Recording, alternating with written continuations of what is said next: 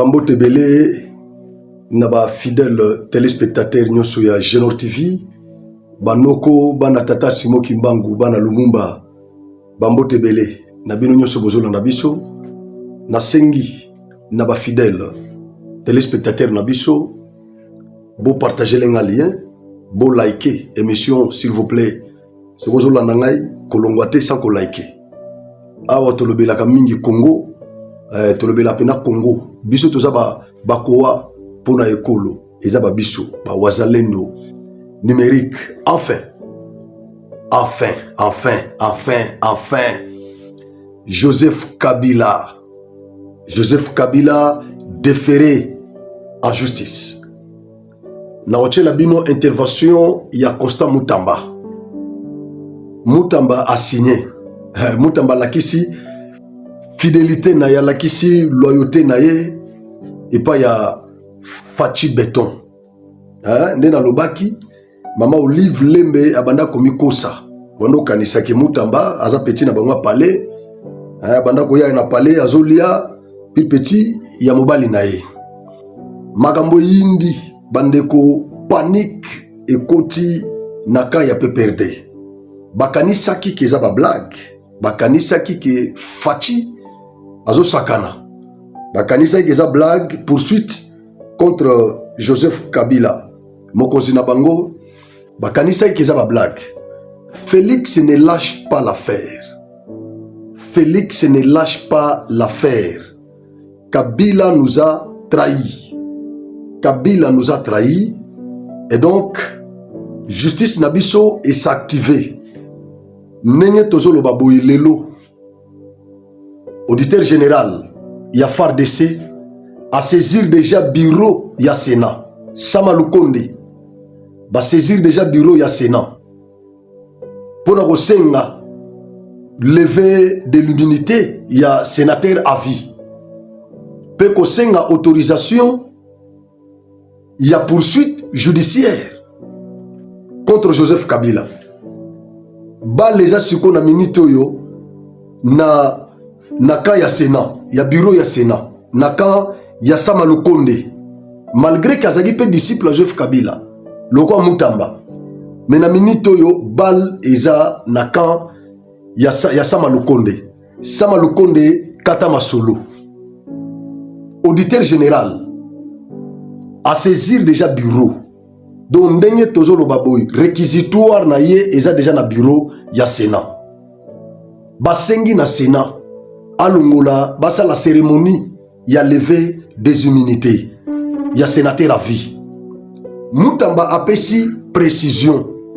Mutamba apesi précision na vidéo nga na kotiela bino Bogolanda. Précision o Mutamba apesi. Joseph Kabila aza na deux casquettes.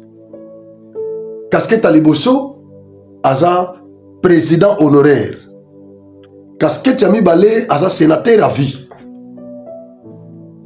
Mais Mutamba siko na vidéo na kotiela bino Mutamba pesi précision.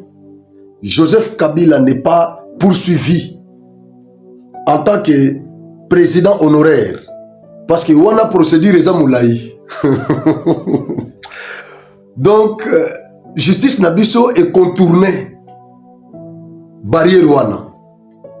Justice nabiso est contournée barrière wana.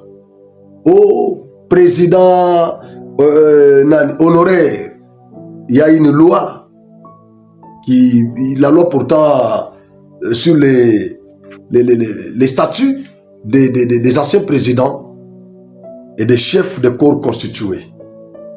Loi il y a déjà pour protéger Joseph Kabila. Ce que sala babilo ko tozo sala eza pona loi wana parce kayibi ki ya une loi oyo yemoko amisalela pour ko protéger ye. Loi wana eza ko protéger ye. Mais na droit basenga kana ba juriste bazala à mesure ya ko contourner ba difficulté. Ouais. Juriste nyonso asalaka effort ya ko contourner ba difficulté. Ouais. Loi telle ils ont empêché yo opposer acte. En tant que juriste connaisseur ya ba loi. Il faut qu'on contourne les difficultés wana. Qu'est-ce qu'il faut? Il faut que le loi o eko fongolo nzela. C'est ça les droits. C'est ça les juristes. C'est quoi yo na minute yo ba dévier loi ya protection à ce président wana. Ba dévier yango. Mutamba préciser natie la bino na nos vidéos, il y a intervention Mutamba comme ça na continuer na ba commentaire na ngai. Bo like la émission. Bo like parce que na ko ya lisusu na intervention après les cambo na ko beta lisusu mbodi. Intervention il y a vice-premier ministre et ministre des Affaires étrangères belge. A sengi na biso to considérer initiative ya Senko.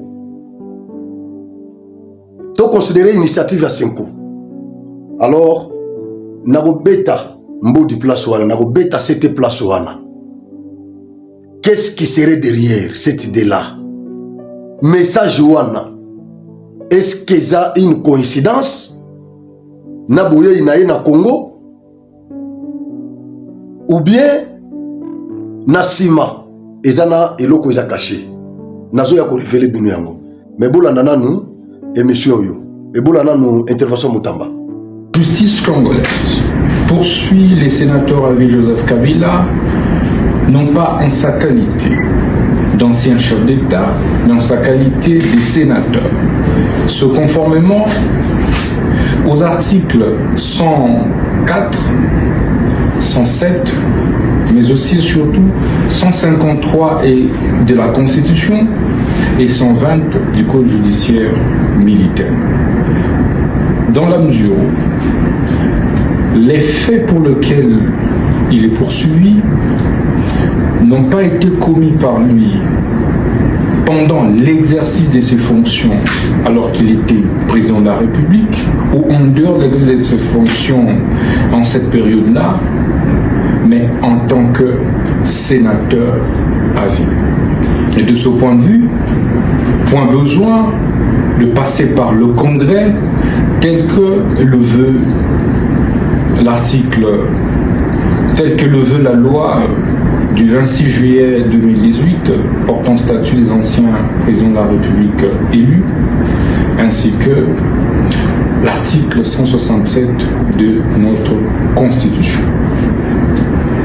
Nous attendons donc du Sénat la levée pure et simple des immunités du sénateur à vie Joseph Kabila Kabange, ainsi que l'autorisation des poursuites pour permettre à la justice d'instruire sérieusement le dossier, de le faire fixer devant la haute cour militaire afin d'éclairer l'opinion sur la responsabilité pénale claire de M. Joseph Kabila Kabange sur les massacres qui sont commis dans la partie est du pays par le mouvement M23 et AFC dont il est cofondateur. Je crois que Bolandi intervention Mutamba. Mutamba lobby que Joseph Kabila n'est pas poursuivi en tant qu'ancien président, en tant que président honoraire. Il est poursuivi en tant que sénateur à vie. Voilà pourquoi va recourir à la disposition, il y a article 104, 107 et 110, il y a constitution de 2006. En tant que sénateur, donc il faut que la procédure, il y a levé, il y a immunité, il y a autorisation des poursuites. Lokola toza pendant la session du mois de mars, donc plénière dès qu'on décide. Ce qui est en dehors de la session, ou un bureau dès qu'on décide. Mais lokola toza na session, c'est-à-dire dossier ça sera mené à la plénière. Comme ça, plénière est décidée. Tozo kwa kasiko mbela na ba sénateur na biso. Eri yangoyo. Awa sikonde tokoyeba. Qui sont pour la République et qui sont pour l'individu Kabila. Awande tokoyeba. Vizolongo kingidila miso na biso eza na Sénat. Parce que awa toyebi ke koleka nango na bureau te. Awa ekoleka na plénière. Miso na biso eza na ba sénateur. Est-ce que vous allez protéger l'individu Kabila? Ou vous allez défendre les intérêts de la République? Ba sénateur tozota la bino. Eri yangoyo. Tozota la bino. Sobo kebite. Togoya wana. Moi visite à Mouké. Pendant que bino bozo traité affaire ya lever des immunités ya sénateur à Vikuna. Tokofa na bisoka libanda toyeka kopema. Tofandika libanda bino boza wana. Botuna Boshab, Evariste Boshab. Na 2015 akobete la bino lisolo. Donc miso na biso eza na Sénat pour le moment. Sénat bo trahir mboka te. Je sais que ba débat ekozala. Je sais que na biniti oyo débat ekozala ya ba doctrinaire ya droit na yebi. Ba oyo bako évoquer casquette ya Kabila ya ancien président. Na ba oyo bako évoquer casquette ya Joseph Kabila ya sénateur à vie.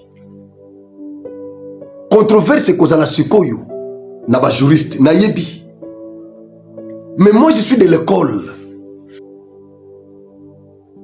qui protège l'intérêt public, les saluts du peuple. Je suis de cette école-là. Ouais. Je suis de cette école. Président Kennedy, ancien président américain Kennedy. Aloba. Ce qui violation de la Constitution et salemi na intérêt public. Alors que ce n'est pas une violation. Parce que la loi va voter Kango pour le peuple, pour l'intérêt du peuple. En vertu de la théorie de l'évolutionnisme. Bakambeko vous allez évoluer.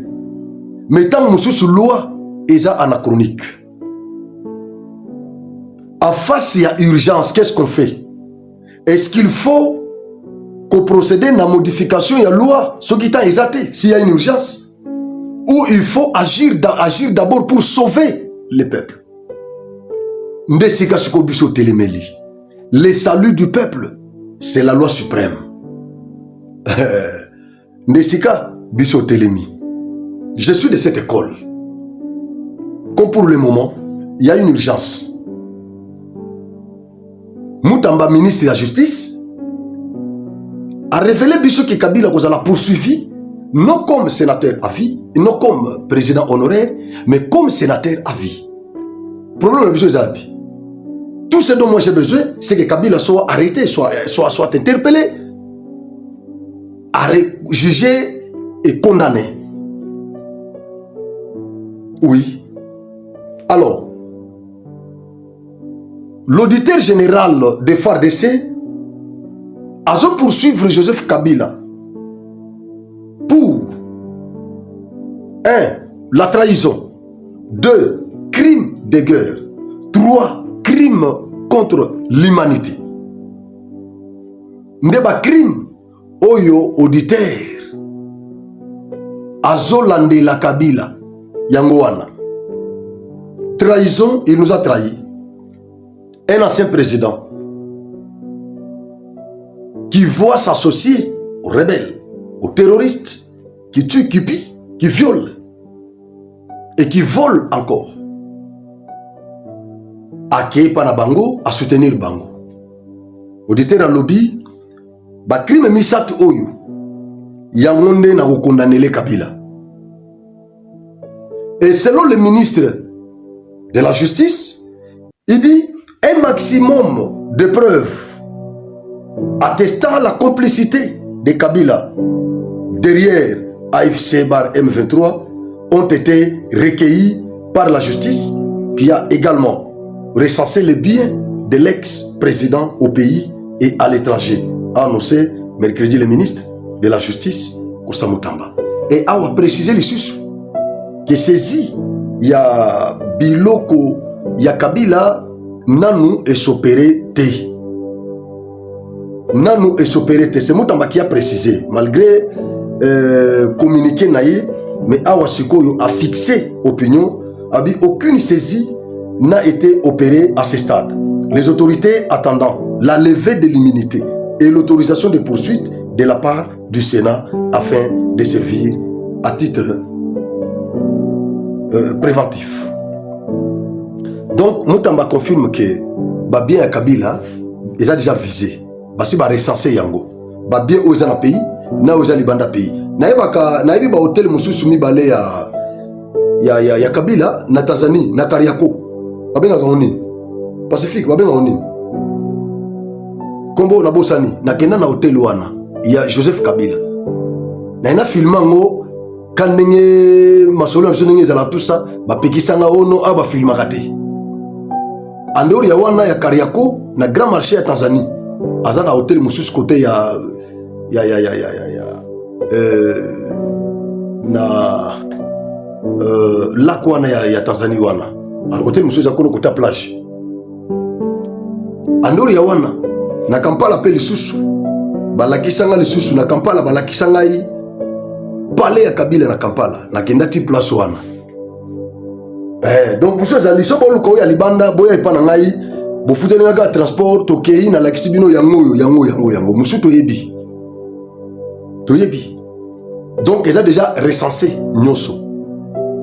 Mais bazo c'est la décision et la justice. Pourquoi ce ko bofinga ki Moutamba? Pourquoi? Ah, Lobaki yango oui. Alors qui c'est déjà intention ya ko saisir et l'élisi famille Kabila. Ba mimoni déjà ba perdant. Mais quand même ils ont respecté procédure. Mitema na biso ekiti. L'état soko sala ka bongo te ngeza la bien te. Nous pouvons retourner dans la question mais Kabila ngoza na pays te, Kabila azali banda. Bo kanga ndenge nini, il sera condamné par défaut. Bako benga yesoka ko yate, il sera condamné par défaut. Kabila ezala banda ko moi si nazali. Moi si nazali. Ba ko ngotika invitation nanda ko naye. Ba ko tika mandat de comparution nanda ko naye. Bakotika ngo nanda kuna problème ezate. Ce qui a à répondre était il sera condamné par défaut. Nanga za condamné par défaut. Matata wana za na menace, il y a condamnation par défaut. Voilà. Donc il y a biso ezaki ba condamné parce que so ba condamné par défaut et si la justice a mis simba mot décision, il y a saisi à titre définitif, il y a bien aillé. Bazu ya ngwa le pas avant public, ngai mo na koluka pe mo bilo mo resomba côté wana. Na luka pe mo eloko moko Kabila na somba quand même nazala na ngai oyo biloko Kabila iba biso na mboko oyo ngape na zu yango na ko mosa elango constat ngape nazali jour boko lancer opération ngape na oya bolandi intervention ya ministre des affaires étrangères belge tipo wana zo senga biso to considérer processus ya Senko. Ça cache quelque chose. Il y a l'anguille sous roche. Vous pouvez imaginer que Toza na Doha. Bah pour parler à Doha, Ezakotoyo. Toti ko signé na Luanda Awa. Déclaration de principe na Rwanda. Maintenant c'est le ministre des Affaires étrangères belge. Azo senga biso lisusu, to banda susu ba négociation mususu ya Senko. Ba opposant baya to yeko solo na bango. C'est quoi fan sabiso boyo kanga bien boyo kamelanga malam Belgique as un membre parmi les membres influents il y a Union européenne siège na bango ezala na Belgique message oyo ministre des affaires étrangères aye nango na Congo message wana et un message à Belgique et un message à l'Union européenne. Et un message à l'Union européenne. Plan Izanini. Plan Izaki va arrêter mandat ya Tshisekedi. C'est ça le problème. Parce que l'Union européenne a supporté Félix Tshisekedi. Malgré semblant au Bango Basali. Bazana ba intérêt belé na Rwanda. Bazana ba corps au Bango Basinya. na Rwanda ya minerai. Mais durité ya Tshisekedi bazo supporter à monter. Pour na bango il faut basala loko ba rater ko bomaye ba rater ko longolé na pouvoir nyonso sibité. Conseil de sécurité pe na résolution na EP et telemeli bango koto Amérique pe azamo panzi. Au regard de tout ça, l'Union européenne s'est dit loko la to échoué koto yo. Yo siko loko la yo ministre ya ministre des affaires étrangères belge oso gagnaki déjà confiance à ba congolais. Yo na Rwanda déjà bopotana ki bino na Rwanda bopotana ki awa ba congolais baza déjà na confiance na bino. Nous allons vous utiliser bon memela bango message oyo. Boy bisa bango ba ya autour d'une même table na Senko na SCC ba discuter ba dialoguer ce qui dit na ba opposant nyonso ba yokana. Alors na ba opposant qu'est-ce que les opposants demandent? Les opposants demandent le départ de Tshisekedi, l'interruption du mandat de Tshisekedi. Et pourtant, c'est un mandat constitutionnel. Nous sommes agressés là-bas, ces opposants ne proposent rien. Mais tout ce qu'ils veulent, c'est le départ de Tshisekedi. Et lorsque Tshisekedi va partir, qui prendra le pouvoir? Bon, oya koza pouvoir wana. Mbala moko soka zu pouvoir bitumesili. Ou bien nanga ndako ya à l'amiable Tshisekedi atiki pouvoir nanga ye mbala moko azubie Kabila bako beta na mitu bango moko ba opposant bako beta na mitu toza na bino awa bino ba tonso bo soutenir que Tshisekedi a démissionné soni na bino boza ba traître ya mboka boza ba traître ya mboka lelo Tshisekedi a démissionné conséquence bobi yango bobi conséquence d'abord nous allons connaître un vide juridique parce que ceux qui a démissionné oui selon l'ordre constitutionnel, ezake ministre, ezake président du Sénat, nde mutu akozwa. Mais ce qui est déjà dans le dialogue, on est au cas où le président a koufi, au cas où le président a eu un empêchement prolongé. Ça c'est dans l'ordre constitutionnel. Mais ce qui est commis qu'on a un dialogue, que non, ba telemi ba opposant armé non armé ba yewana ba sali pression, c'est que dakende kaka. C'est que le bon ngapena kei. Vous pensez que l'ordre constitutionnel sera respecté? Sénat nde mutu nani nde biso nani Sama Lukonde nde mutu akoza pouvoir nde bokanisa détrompez-vous congolais zwa mayele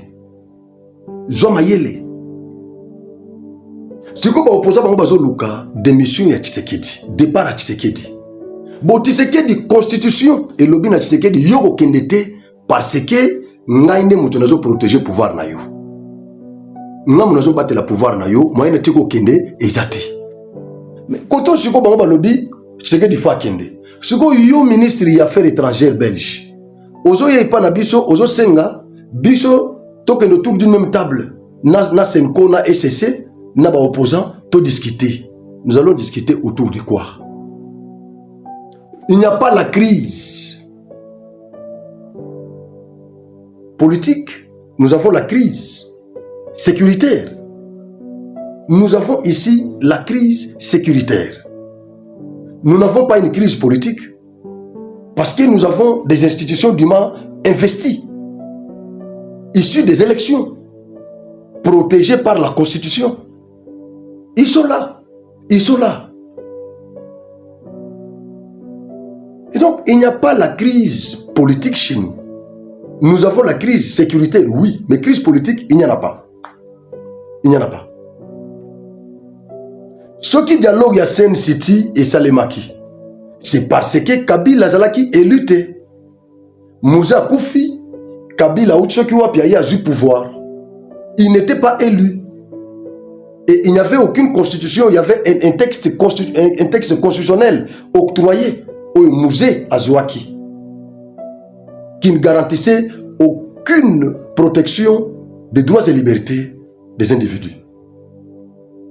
Et donc, Kabila n'était pas élu. Là, on pouvait parler de la crise politique parce que nous n'avions pas un président élu. Ce qui est un dialogue, il y a Kodio. Dialogue, il y a 5 ans. C'est parce qu'il y avait la crise politique. Mandat de Joseph Kabila, c'est Silaki. Kabila Banda Kobunda a glissé. Il y a un dictionnaire politique, il y a un glissement. Écoute, ce qui est un dictionnaire, un lexique politique, au commis glissement, au moment que moi on est outil on a Congo, on va considérer en démon. Donc, Joseph Kabila, na dialogue ya Sen City, et na dialogue ya Senko, dialogue ya Edem Kodio, Kabila azalaki hors mandat. Azalaki hors mandat. Voilà pourquoi on pouvait parler de la crise politique.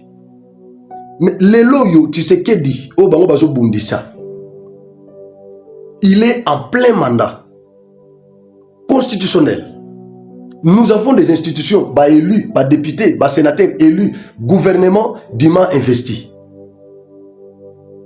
Nous avons des institutions légales jusque-là. À partir de quel moment vous pouvez évoquer la crise politique? Bino bato bosala politique, bosala science politique. Oui, ça va répondre. Bah politologue, répondez-moi. À partir de quel moment vous pouvez évoquer la crise politique? Si vous avez une crise sécuritaire, je ne vais pas accepter. Nous avons la crise sécuritaire. Parce que nous sommes agressés dans l'Est. Mais crise politique, non.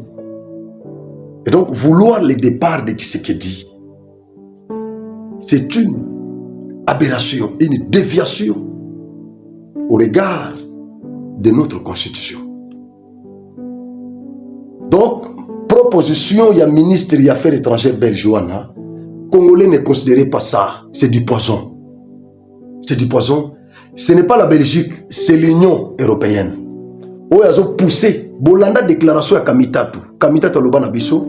Nous comptons plus sur les dialogues de Senko et CC.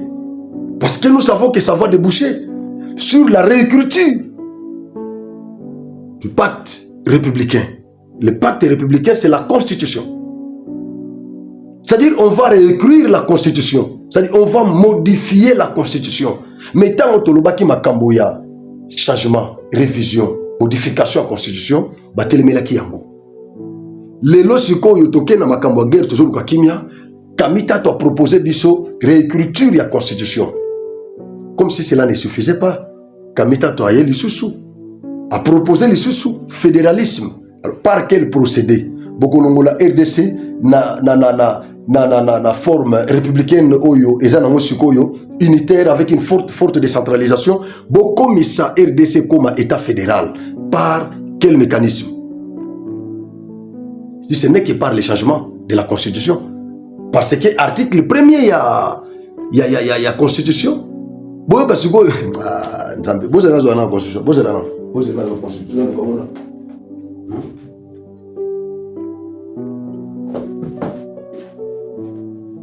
Et ça va bien en constitution.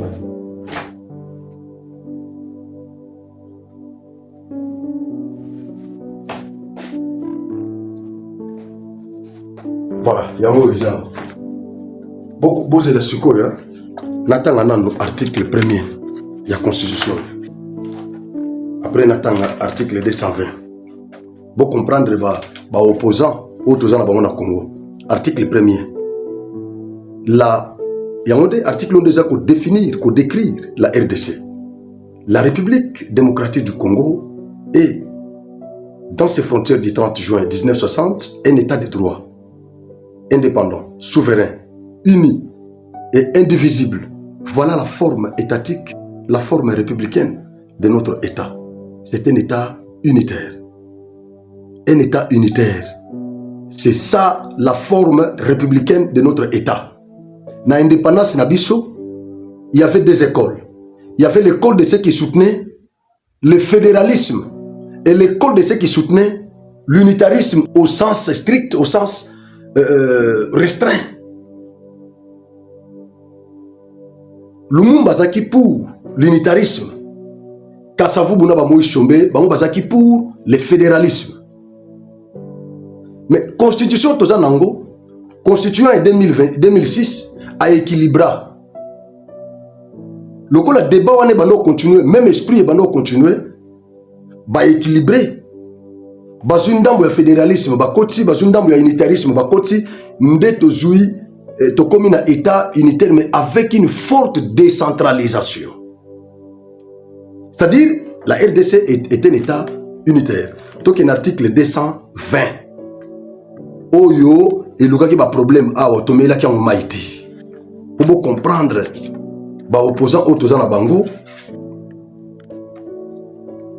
Article 220. Il y a constitution. La forme républicaine de l'État. Vous voyez? La forme républicaine, autozuna article 1er wana. Le principe du suffrage universel, la forme représentative du gouvernement, le nombre et la durée des mandats du président de la République, l'indépendance du pouvoir judiciaire, le pluralisme politique et syndical ne peuvent faire l'objet d'aucune révision constitutionnelle. Tout est le milawan. Vous voyez que parmi les éléments où il y a l'objet, il y a révision, il y a constitution T. Insérer forme républicaine. C'est-à-dire, la forme républicaine de l'État, bakoki ko modifier yangote, selon l'esprit de l'article 220. Balobi que nous sommes un État unitaire avec une forte décentralisation. Article 20 lobby, forme one républicaine, beaucoup ko changer yangote. Beaucoup qui ko réviser yangote. C'est-à-dire, il y a parmi les éléments qui sont intangibles, qui sont verrouillés, qu'on ne peut pas toucher, modifier. C'est-à-dire, ceux qui bolingi, qu'on modifie yango, ceux qui bolingi, qu'on change forme y a l'État, vous n'allez pas procéder par la révision de l'article 220, non. Parce qu'ils ont verrouillé. Cette constitution est une constitution rigide, ce n'est pas une constitution souple. C'est rigide. Mécanisme de révision, il y a un moment où ils prévoient. Mais article 220 balobi, vous ne pouvez pas réviser ça. Alors, ceux qui veulent changer, élément moko et article 220, vous n'avez qu'à changer la constitution, faire l'état de la rasa. Mais tant qu'il y a un changement, baboui, na révision, baboui. Na changement, baboui, na révision, baboui. Si vous kamita to ya lobby, to changer forme républicaine abisso, tout le monde a état unitaire avec une forte décentralisation, to kende siko yona état fédéral. Siko na n'a raison. Et ça tu sais qu'elle dit, to isa ba opposant na bino. Et tant qu'on bisa bino ki baza ba opposant lokuta, bobano fingaye. Tant qu'on bisa bino ki ba opposant nyonso na baza opposant zala, bobano fingaye. Ba versatile. Siko tango ba boya ki révision, changement wana, initiative wana tango ba telemela ki yango. C'est avec quelle intention? Motivation na bango ezaki nini? Baboya ki initiative, to baboya ki muto azwa ki initiative. C'est-à-dire muto babanda ko boya ko combattre eza muto azwa initiative. La même initiative là, yango lelo siko kamita to comment proposer yango, yango wana nanga azo proposer, banda bandi bitumba azo proposer fédéralisme. Donc kamita to corroborer thèse ya nanga. Donc ba ko changer constitution sur base du pouvoir. Na to changer constitution na logique au Tshisekedi azaki nango. Na basa la table rasa par des rebelles. Siko ba congolais bolingi nini. Ozoma siko côté to soki na bino na ba opposant bazaki na ba radio ba télévision bazo attaquer biso ba toto banda ko défendre l'initiative wana. Biso ba to 4e république. Parce que tant bozo changer constitution directement boké na 4e république. Bomoni siko côté to soki. Siko yo ba opposant bino bolandaki ba yesiko pa na biso. Mais na moment nini, na moment toza agressé. Na minute sikoyo état de siège ezate. Na minute guerre ezate. Kamita to lingi sikoyo to kende kuna. C'est comme pour dire bandeko nyoso baza na logique ya départ à Tshisekedi. Baza na logique ya kovana na mesa moko na 5 ko solola, Tshisekedi atika na pouvoir à diriger bango baza la libanda mais ba soutenir baza na logique wana te. Nous n'avons aucun opposant ici. Bon, non, pas aucun. Il y en a. Bah, opposant républicain Bazali, le quoi Badolphe Muzito, Bazali. Azane Libanda, mais quand même, Azo pèse moi initiative. Azo proposé. Badolphe Muzito, au moins. Les restes ici, bah, on y est batikali.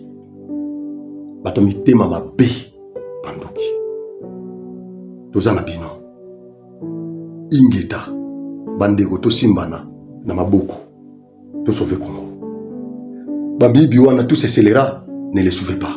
Bazour kaba intérêt na bango. Ils ne sont pas là pour nous, c'est pour leurs intérêts. Kitoko, bo partager parce que ça est mon amboka. Bo liker parce que ça est mon amboka. bo s'abonner parce que ça ya mwana mboka. Nyonso bo sala na Génor TV, bo sala on est na Congo, bo sala na Lumumba, bo sala na Kasavubu, bo sala na Tshisekedi, na Tata Mobutu, bo sala na ba père na biso nyonso indépendance, oyo babunda na mboka oyo pour tozala na ndenge tozala na lelo. Nyonso bo sala na Génor, bo sala nde bango. Merci.